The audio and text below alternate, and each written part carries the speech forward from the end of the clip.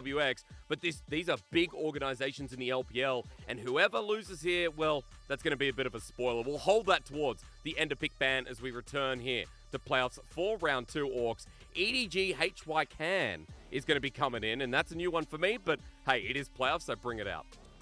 Yeah, and we're seeing the bans come out fast and quick. Gnar denied from Summit, but also the Aatrox, something he brought out against OMG. FPX, though, targeting the Poppy, something Junja's led on heavily, and the Draven also taken away from Viper, so thinning the pool in that terms of those aggressive AD carries. I think Zeri has to be the final ban, but interesting. Oh, it's not. So we see Azir denied from Scout. Zeri is open and available. FPX must have something prepared. But do EDG go in a different direction? They actually go for the Kalista. I mean, in all honesty, we normally see Kalista and Zeri banned, right? 100% presence so far. Kind of crazy both are open, but this really changes things up. It's interesting because it is LWX's second most played for Viper. Not as many games in the split, but still, we're just going a complete different direction, as you said. 12-15, and Aatrox ban their Orcs too. Gnar against Summit. Talia, like, we are getting some small adaptations. As for FPX taking away the Wukong, now we're going to look and see what they pick up in the bottom lane, because Zeri is open, as you said, but LWX, we pulled out his Lucian. However, today he is going to take the OP. Yeah, I don't think you want to take Lucian Nami, because Kalista Renata was actually a lane that was specifically taken to counter Lucian Nami. So instead, FPX go for the scaling option. They go for the lane where if Zeri gets 3 items, that might just be it. But EDG quickly lock in that Kalista Renata, something we've seen less of. Both did get toned down a bit. Renata lost some base health. Kalista lost some AD. I think it was AD per level on this patch, but still a strong lane. And Scout does get that silo. She denied the Azir, but he has that answer. And now for FPX, do you opt to take a support here, or do you match the mid laner and give Care a good matchup? Ahri is open and available, but it looks like the Akali. So then we talked about being good in the Silas. He's bringing it out again. And again, we talked about Care popping off on this. What an adaptation from this mid player is. He pulls it out after just stomping OMG in Game 5 with the exact same. So, Orcs, we don't have any supports on FPX's side. We still need a top laner. Run me through a little bit about their ban strategy against EDG, when EDG are in a similar boat with no jungle top. Yeah, I think you just start to target away those junglers. Vi going to be taken off the card, something that we actually saw JJ playing a lot, but Junja definitely able to bring it out. And then for EDG, I feel like maybe you start looking a bit more into, well, support on top of the ones left open. I feel like maybe if you're concerned about something like a Yuumi, I mean, they just ban it as they say it, that can be taken away. Maybe a Lulu could be another option. And just thinning away these picks that are maybe going to make things hard in terms of the scaling. Like if you add Zeri Yuumi, I said 3 items would be an auto win. It would secure that so heavily if you manage to take both of those. And also the fact Zeri is so safe with the dash over walls makes Yuumi safe in combination. There's a lot of dashes on this team, Orcs, as well. I feel like giving Yuumi over to any of these picks is going to be massive. So with a good ban away, FPX respond with the Vi with the Renekton. Renekton also something we've started seeing a little bit more here in our playoffs so far. And as that gets taken away, it looks like they're trying to give Summit a safe pick here on 4 Orcs by the looks of it. Yeah, I mean, I feel like you take last pick for top. I think it makes the most sense here. Like, you already know the support matchup, so you can pick whatever for Hung in this situation and then give counter pick to Summit. So the fact, taking away the Renekton, we have seen this blinded a bit more. In fact, I was watching the LCK this morning. We saw blue one, I think, for the Renekton, but we do get the Lulu ban come out, so thinning away those enchanters. And now the question is going to be, what would FPX want to take for Hung? I could see Hung going in a range of directions in terms of supports. You could pick something that is able to roam very effectively and just allow LWX to farm it up. Because I think you don't win the 2v2. I don't think there's any support you can take to win that 2v2 against Kalista Renata. And Pyke is the ideal pick. Both now your AD carry and support are mobile, kind of similar to Ezreal Rakan in terms of that safety net, but also it's a heavy roamer, right? You don't want to play for the 2v2, you want to play for the map. It's insane mobility so far on FPX. The thematic continues here for the red side. As for EDG, walk me through a little bit of the response. We talked about Flandre's Vladimir coming into today, but it's very specific for him as Junja, who's been so aggressive in the early bot lane, it feels like the Trundle is the perfect setup there. Yeah, Trundle really powerful pick into things like the Wukong, because Wukong can't duel you in the early game. You just chomp him down, steal his AD, bully him. Junja's been leaning on that heavily. Not sure what Flandre will bring out in this situation. You know, it is a blind. A lot of the pool's been thinned. He is actually going to go for that Kennen. So, you know, we had all the energy champions buffed on this patch, but for a lot of them, it was the energy that they had, like things that gave them energy back, like Akali's Shroud or Lee Sin got lower energy costs in his recast. For Kennen, they said his energy is fine. We're just going to buff his damage. And, I was like, whoa, Kennen already does a lot of damage. You've seen him one-shot. So he is, seeing a lot more play since that change. Summit actually goes for the Gragas as an answer. So something that has a lot of disengage power. If the Kennen does try to get on you, you can belly boop him, you can knock him away with the cask. But also when it comes to those fights, right, it can make it so difficult for Kalista to play, because if you see that cast coming towards you, it can be a hard skill shot to dodge away from, even with your dashes. So run me through then the mindset from FPX, because it's a very peculiar composition. We have a lot of angles here, Orcs, and we have a lot of dive and all in. Yeah, I mean, I'm gonna be weird. I'm gonna be honest. Sorry, I feel You're gonna be weird.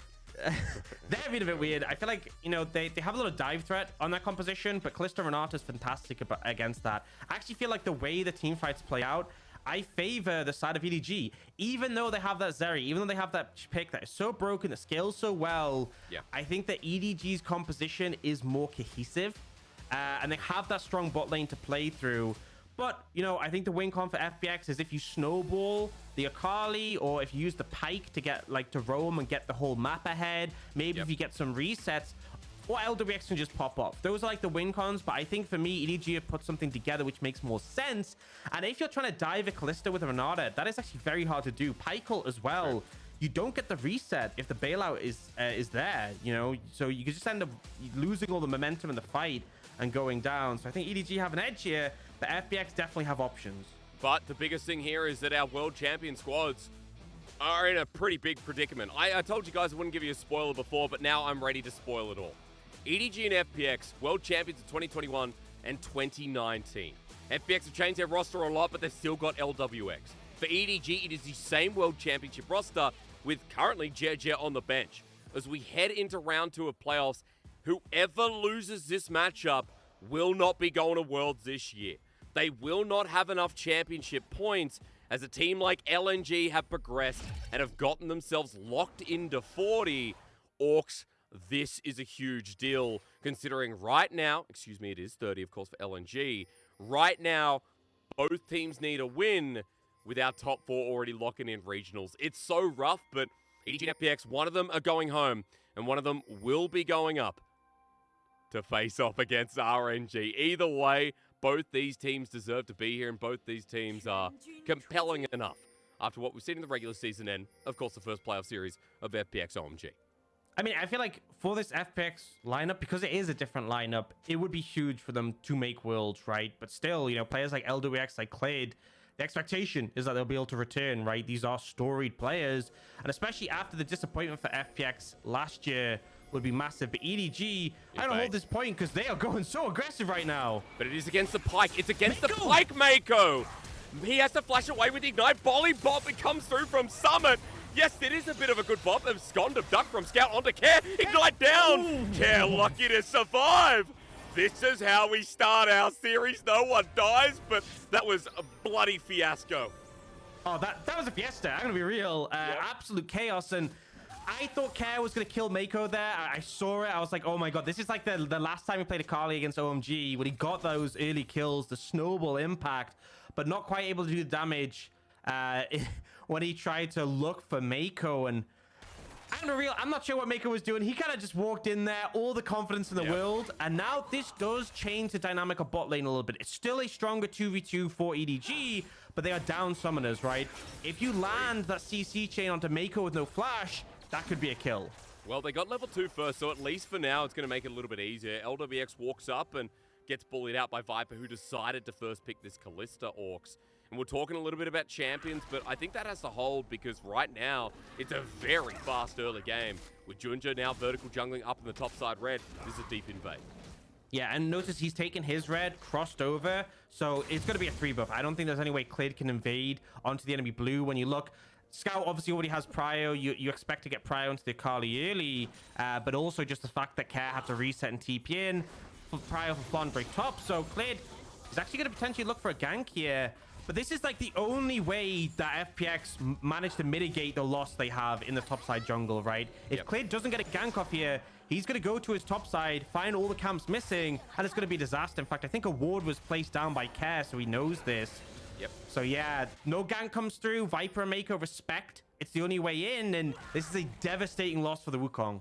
And let's talk a little bit about why. Scout moves on down. Hung going to spot him out at level 2, but LWX could get slowed here. Scout walking away, so ends in nothing. But Orcs, I was going to say, with the triple summoners down to the bottom lane, we've got to mention that for FPX, quadruple top.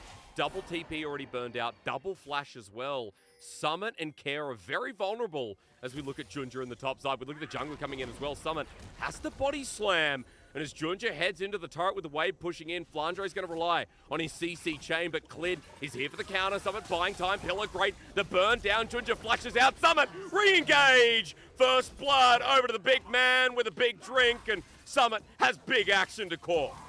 Oh, so close there, honestly. You saw Clade waiting in the wings, and this is something Clade did so fantastically against Aki, against OMG, was he didn't have the advantage in the early game, but he put out fires across the map. A fantastic read on Junja going for that topside dive, so he makes it a trade, and now he's going to be able to go over to his Krugs, and as much as Junja's still in the advantage, right, he has his whole topside to clear. Oh no, Mako. Yeah, and a Taylor Blades with Ignite down. Bailout might save him, but will the kill eventually come through? Hung steps up and he gets it. Flushes away, but Viper. The Rend and the Bailout comes through. EDG and Lane Orcs. This is what we're talking about. Oh, absolute disaster there. So close, and you see Hung gets the kill, then tries to E-flash out of range, but Viper still had his flash. Could have flash rendered if he needed to, but didn't. Was still in range, and we'll get a look at the top side play first. So Summit did burn his body slam earlier just to buy some time while his jungler got there, but does get it off in the end. They kill Junja. Yes, it's a trade-off, but Clade really happy with that one considering how behind he is. But here, Mako, no flash, as I said, put him in a dangerous position. But the shielding, the Guardian comes in, and then look, Hung E, and I think he flashes early. I think he needed the E, then flash. Maybe Viper just flash rends him. But either way, Hung not able to get the kill, and that is such a disaster considering how much this quest can snowball. And also, I haven't even had a chance to ask you more about EDG's comp, how this game's progressing, because we have had early summoners burnt, Mako deciding to go walk about, you know, up the creek without a paddle, and then we've had responses, FPX burning their owners, Hung now with no summoners, but still trying to roam. While we have a bit of a breather with our 3-kill game, kicked it off our round 2 of playoffs, I didn't get to ask you whether EDG really need the snowball as well in these lanes, where they had things like the Kalista, the Silas, heavy skirmishing, as we know from the drafts we've seen. I don't think they strictly need the snowball. I think if the Kalista's behind the lane, that's a bit of a disaster, but they still have like the Silas, the cannon in the later stages. You do want the Kalista to be ahead for sure. But it's also, I feel like one of the things, if you're behind, it's not just the fact that Kalista's down, but also like Zeri being ahead, Akali being ahead. Those will be problems. And we've seen both of these teams, I mean, every team in the world is going to do better when they have an early lead, but both these teams really heavily performing better when they are ahead at 15. So I think emphasis on that is important. The problem now, though, I think without flash on Hung, you are not going to be able to 2v2 when Mako has his flash up again. So they need outside help, but if Junja's here as well, they don't win this 3v3. But he's been focused for now. Good point skill with the Phantom Dive as well. The bailout? Junja just going to be dead. The bailout comes through the pillar, saving his life as Khalid is over the wall, but Scout's coming in with a perfect execution. Care already burning the first part. Viper's jumping on top. Hung gets Junja, but we watch this FPX mid laner in the middle of the smoke. The last part of the ulti comes through, but the flash from Scout, he matches Absconder, duck, execution, and Scout does it better. Oh, just really nice play coming out from Scout, connects with the stun, and yeah, Junja goes down, but I think EDG is still happy with how that one played out. Oh my lord, LDX still getting pressured so hard, and Hung hits the hook there, but it doesn't matter at this point. And you saw after that kill we saw earlier, they came back in the lane. I think Viper was a few CS ahead of LWX when LWX reset, but now the lead is opening up. They're losing plates. They are starting to bleed in the bot lane. And unfortunately, Clid being there just a second ago didn't actually help help them out at all. Hasn't been able to do much apart from the top side players. We continue eyes on bottom. That's double plate for Viper and Mako. We have a 20 CS gap as well, as that wave is crushing Orcs without an AD carry in front of it. And EDG are snowballing this early game as we look again when FPX chose to engage on Junja. Yeah, I like the call, I like the play, but just unfortunately not able to get the damage down in time before the bailout comes through. And Junja, he still ends up being dead here because he's literally trapped between a pillar and a hard place, so no way he gets out.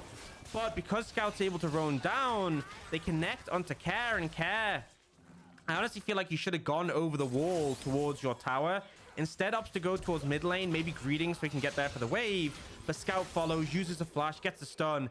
And that's the thing, is Akali has a lot of dashes, but Silas stealing your ultimate, yeah, he's got quite a few too. Yeah, he's got more, Orcs. He's got a hell of a lot more, right? Abscond Abduct is a pain, and, you know, with that first kill as well, able to get the lost chapter, we come back, and EDG, the team that we talked about, kind of bypassing the first Herald, the first Dragon. Orcs in this game, it's going that well. The aggression keeps on coming through, that they're able to pick up the Herald as we come back from the replay with ease, it seems. Yeah, and I mean, they already have a lead. They already have a lot of pressure in lanes. Like, top lane, Flandre has been doing a pretty good job. Got a CS lead over Summit. We've seen mid lane, Scout's been pretty comfortable. You know, Carly's a pick that we see really find favor around level 9 when your Q's max. So, yeah. I think EDG have multiple lanes they could place this Herald and play through. Bot would be an easy way to capitalize and get the gold, but I don't think you need to. I think you kind of enjoy LWX being stuck in this lane because you can apply that pressure. You can pick up those plates for free. We're at this point where you're just like, oh, with Bail out and with Mako almost level 6, I wonder, even with Clit in, would it be enough? Because Junja is also hovering the lane. The Herald we just talked about, it's a level 6 Trundle. EDG Orcs, they're going to build this one up with the next wave incoming soon. And I feel like Clit has just been having to play bot side 24/7. Like, oh, yeah. He gets a brief reprieve where he clears his top side camps and he's back. He's back here again, trying to support. Mako does get hit here. Again, he's been caught a couple of times this game, but Hung takes too much damage from Viper Orcs. I guess now it doesn't really matter. Yeah, at this point, this is one of the reasons Callisto Renata is so difficult to deal with, because neither target's easy to kill. You have to bail out for the Callisto, which you can stack up the Ren to get the takedown to bring herself back to life, but also the Fate's Call on the Renata, she's no longer vulnerable. One of the biggest issues with Renata is she's immobile. You can jump on her, you can take her out. That isn't you're not able to do that into this lane. So they do slam the Herald down bot. It does end kind of like the enclosed lane that we had between the bot 2v2, but it means that Viper is now mega snowballed and able to move out on the map. He is resetting though, an FPX figure with the bot lane not there for EDG. Maybe they can try and sneak this dragon. But Scout is still here, so as the Abscond Abduct tries to fly through, Chaos the Shuriken flip away. Just wondering as Junja is looking ballsy at it, walking in against 4 people. Bone Skewer's there. Sending out, Hung gets it in the end. There's the lightning crash down. They're all leaning on Junja, but it's Kara actually picks up the dragon as EDG are unsuccessful. However, the chase afterwards, as Kara has to use perfect execution to get out. Cyclone, lightning crash down, are down, and Orcs, it looks like for now, EDG continue the trend of not picking up that first dragon, but the gold trade is going to be coming through anyway. Yeah, it was a good timing for FPX to pick the dragon and guarantee it. But by EDG contesting, I mean, one, Junja could have stolen it there. If that happened, it would have been a disaster. But also, they actually forced them away, and Viper picks up 2 more plates in the mid lane. This Callista's so snowballed right now. And with the Renata to back it up, this is going to be so hard to deal with for FPX. I feel like they're getting to the point where they have to start thinking about having a numbers advantage, where they have to start thinking about cross-mapping. Because I think if EDG are in a fight and Viper's there, they just win. Well, tell me a little bit more about that, because for FPX, you mentioned that it was about kind of snowballing the Akali, you know, getting some of these lanes off the ground. That hasn't happened, and I want to ask you about more options for FPX and how they can make this this Zeri, this Akali, more relevant with the comp around them. Yeah, well, I think the big thing with Zeri is 3 items, humongous spikes. So if you get there, even if you're behind, I think it's just like a viable win con. That's when your Ultra Shock laser starts doing like 700 damage. It's ridiculous. Here we go. Scout might be baited in. Yeah, he will, but at least perfect execution. As you said, 1,000,001 dashes. Just as bad as watching him versus Ari. Scout will get out completely fine. Continue, Orcs. I know you were just finishing your point. But I think this is a great example of what FPX should be doing. Is trying to find scenarios where they have a numbers advantage. Hung on the pike now with Moby Boots, great at roaming around. So just try and find opportunities where you can pick someone off and take them out. The problem is, look at what EDG are doing. They find Prio mid lane, they rotate their bot lane over. Junja's already there, and Clid might be caught out. Yeah, handshake down, Ignite as well. Is he going to get a chance to go into the clone? Rend! Yeah, it comes through, and Viper gets a second kill. The 2v2 of EDG are gods right now. And this is such fantastic play, because normally we see this come out later in the game when the tier 2 is available and the tier 1 is down. Is teams push up mid, they then rotate over through the enemy red side jungle aggressively, they kill anyone they see, and then they apply pressure with the wave onto the tier 2. in this situation, they're doing it on the tier 1. This is how confident they are. They're willing to push into the enemy jungle despite both mid and top tier 1 being available. And I mean, Hung bidding the Ignite, I don't know why. Like, Fate's Call is there, Bailout's there. You're not killing Mako, but whatever, he'll force them away. He'll destroy that control ward. But either way, EDG getting exactly what they want. Maybe, because Bone Skewer as it comes through, yet again, Hung looking for Mako. Orcs, maybe it's just a long Look how unfazed. Look how unfazed Viper is there, right? He just keeps walking the same. He's just like, whatever. He's like, okay, I'll take you cool. if you want, yeah. Look, he's got an immortal shield bow, right? That's why he feels so unfazed. Now, the baby Rage Blade, the one you give to the 4-year-olds before they're ready to use the real thing. That's going to be a big item surge, yeah. And honestly, might not be too big, but it will grow in time. And Orcs, with a 20 CS lead in the bottom lane with 1.5 items. I have to pause because FPX are trying to make a play, but it's because in this brush, Scout now lies. He doesn't have enough mana. He's just going to head back too. So we do have big items on the side of EDG and Orcs. It's a 4,500 gold lead at 14 minutes into the game. We talked about this in our opening segment. EDG win lane win game is very much a thing. And this is even bigger than we expect. This is a more aggressive version of EDG. More aligned to the top esports that we're talking about in comparison. Yeah, I mean, this is a reason why they are running with Junji at the moment. I feel like the way they play around setting up those aggressive early plays has been better with him on the roster, but the lane dominance is still there. I mean, we look across the board. It's 10 CS lead for top lane where we didn't see too much attention. Scout, 25 CS up and 2 levels over Care. Viper, I mean, the CS lead is only 17, but the plate lead, you can see it in the items, and 2 items for this Kalista will be a humongous spike. So now, second Herald has been taken. They could use that on the mid lane tower to take that down. But I just think FPX, like, you have to find these alternate angles, because even though Zeri scales excellently against the Kennen, against the Renata Kalista in team fights, I think they're really going to struggle. And EDG show no signs of slowing down. Next Dragon will be an Infernal, and I'm certain they'll just be secure in that one. I don't even know if FPX will try to contest it. Good point, right? I mean, EDG right now, you look at Viper sitting alone in the mid lane, LWX struggling to step up as Hung and Care are in the river, but Junja's moved into position. He's got the second Herald, the drop will be towards mid, and Viper should help get this first outer turret in the mid lane, as EDG is setting up for a second Herald. Well. Yeah, just do it themselves, right? As they should be able to get an inner here as well. Orcs setting up for the dive, the potential onto FPX as Scout has stolen away the Pike ultimate. Just wondering how far it will go. A good pillar, but EDG just take it till the end. Yeah, they're going to charge. We'll see if they continue. They might actually be looking for the full tower. And this is damning. I mean, you have 4 members of FPX there, and they cannot defend the tier 2 mid. I think it just shows how behind they are now. They'll beeline towards that dragon. So what I want to point out is actually Care has gone for the Morellonomicon Rush. This item did get buffed to be a lot better stat-wise. But I still feel like having the Morel, as much as like early Grievous Wounds is great against Viper, against Scout, I don't think it's quite as good on AP champs as like Kempunk Chainsword was on a D champ. So Care kind of weak. Like the healing reduction is nice, but I just think FPX in general, like 5k gold deficit, that's 6% AD and AP given over. Things are gonna get so much harder, and it is a mountain soul. This Kalista already so problematic to kill. Add in that shield, add in those extra resistances, and I mean, I just think Care stands no chance. Hung as well. And coming back to your Care point as well, Orcs, we always talk about Akali, that one item power spike, right? That Night Harvester is so big within fights because within early skirmishes, your ability to dart around and your huge damage amplification.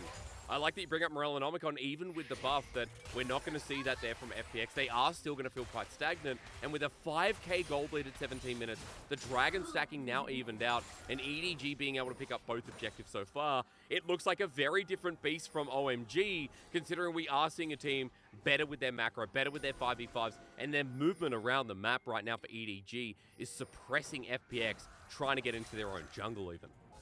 Yeah, and I love EDG, how they play around this. Junja Mako paired up, pushing in aggressively with the wave. And it's not about crashing the mid wave. It's about applying pressure in the top lane. So they push the wave in, move over as they were doing before, sweep out vision. And it basically means Scout can push top and not be threatened. He knows that no one will be able to get on top of him. No one will be able to make any sneaky plays. And EDG just doing a fantastic job here. And they need to do this, because I'm going to say they've taken down 3 towers so far, which is definitely fantastic. But a lot of teams tend to slow down after the outer towers are taken. They are looking at this final top tower, but keeping the momentum going important, because I mean, they're making cross-map plays here. There is Clear a looking flash for Flandre.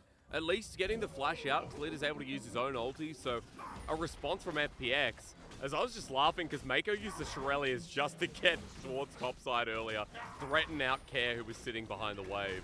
And look, at least FPX getting a trade, that's the main thing here, being down Orcs, but 4 turrets to 2. The gold still stands there at about 5k in a little bit. And EDG aren't slowing down. Viper is now pushing against Inhibitor turret with no Care to where Hung is. Now against Care topside. Inner turret's being threatened to. Yeah, I mean, it's so hard for Care to defend here. Carly, very little wave clear at all.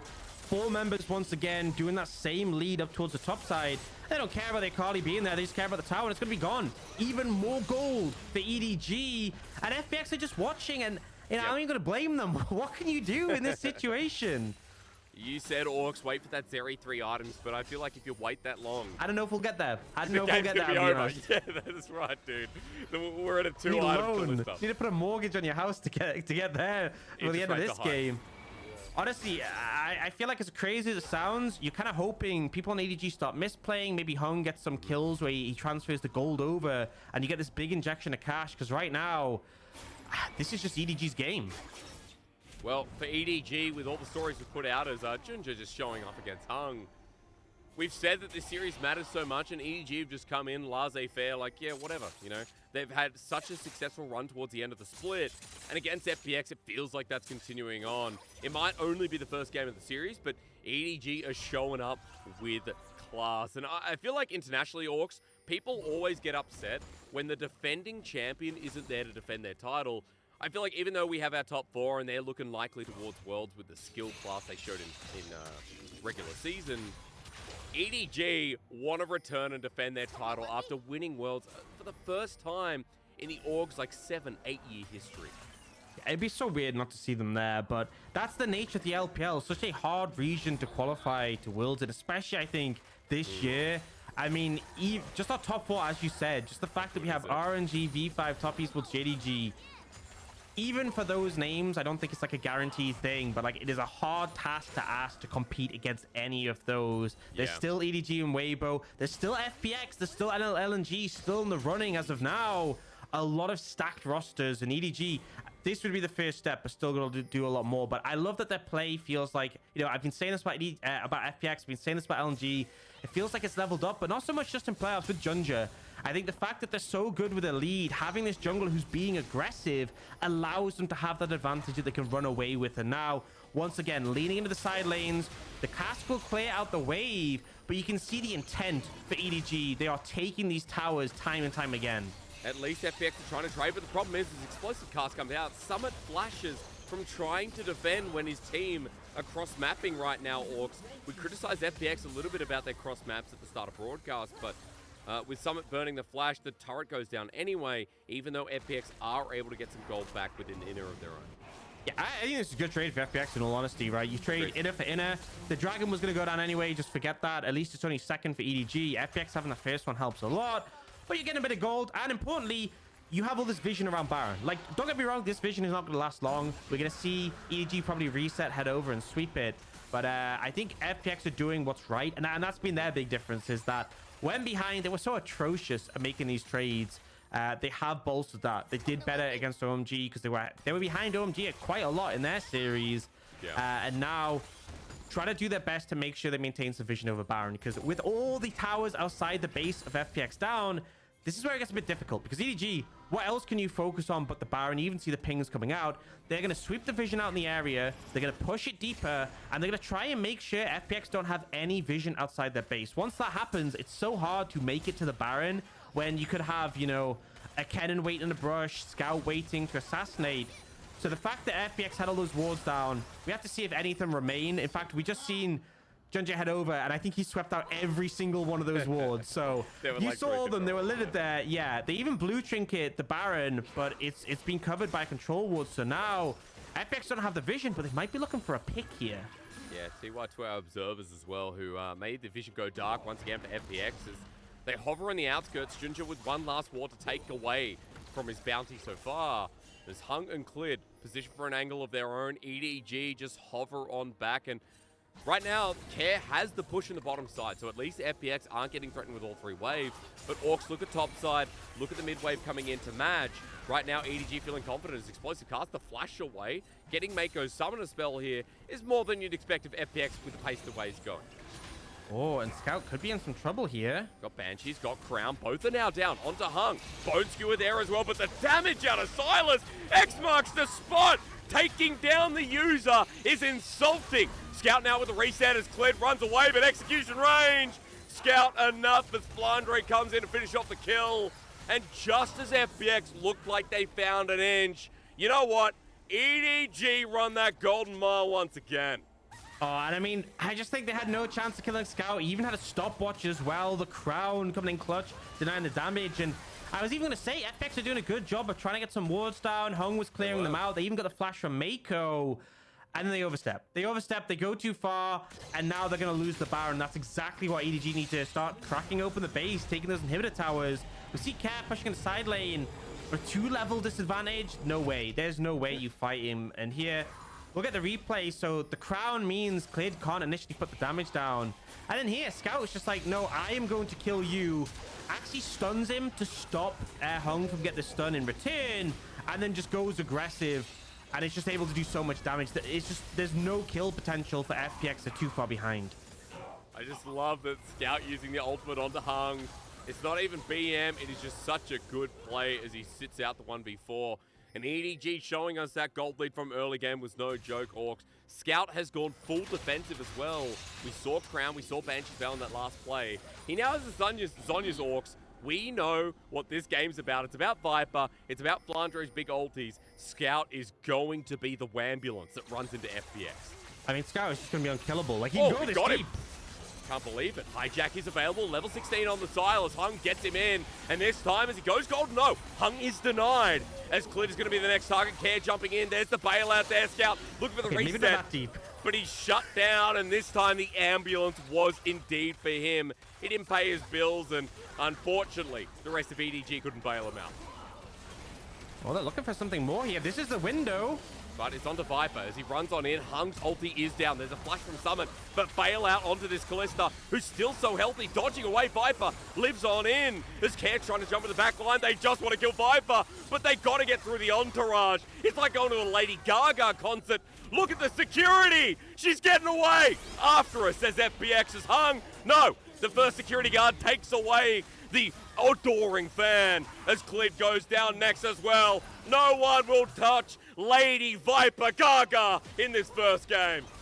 And it just looked like that was the window for FPX to get back in the game. They actually managed to kill Scout, full of overconfidence with those defensive items. Gets taken down, but Viper refuses to go down. FPX to the best, but the best is not enough in this game, and now they should just be able to close out the game. That being said, looks like they're going to respect the respawns and back away.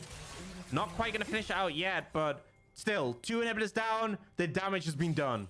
I'm surprised, Orcs, you didn't say FPX's poker face was showing yet again after that one. But look, EDG just so aggressive. I need to warm up my wit, I'm going to be honest, right? Yeah, it's okay. Bit early in the morning to be that clever.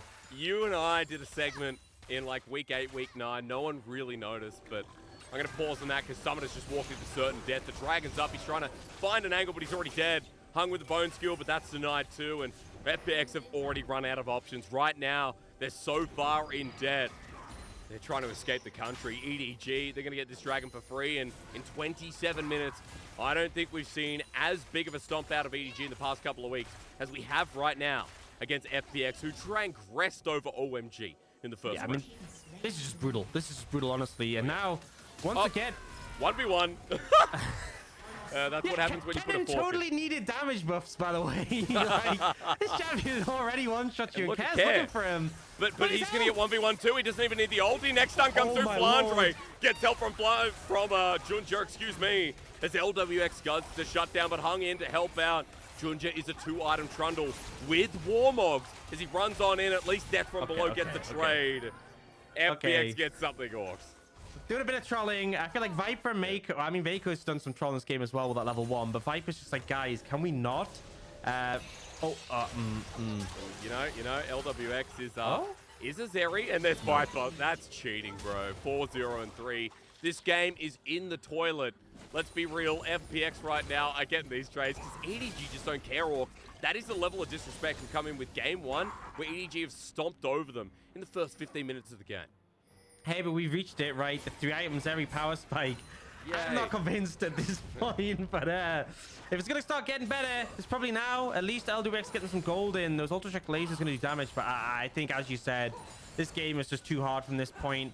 I mean, even the double Mountain Dragons, that's 18% armor and MR. You got a Wit Send on Viper. Great against the magic damage across the board from FPX, from the Gragas, the Akali, and the Zeri. But also, Scout with his tank build has so many resists. It just jumps on in. He can do that, right? As you said, Zonya's going to be used. All 3 items are down, but Scout at full HP as Flandre flashes in for the lightning rush, and everybody's down. Care running back on into the smoke, but Scout still finds him. Mako lucky to be alive with the Fate's Call. He's out and saved. Viper runs forward as the unit he was in game number 1. And this being a playoff series, this being our world champions going head-to-head as Viper dodges the body slam. This man knows no defeat against LWX, against another world champion. He isn't even sweating. Give EDG a real challenge in game 2, or this is going to be over fast. Yeah, I mean, I feel like you gave it with the Calista. It meant that you couldn't take the Lucian army yourselves, the lane that we've seen FPX lean on. The bot 2v2, they got decimated, right? The roams couldn't come out, they couldn't work, and it felt like even if they had managed to mitigate those early disadvantages, I didn't really see the cohesion in FPX composition. It didn't make sense to me. I feel like Calista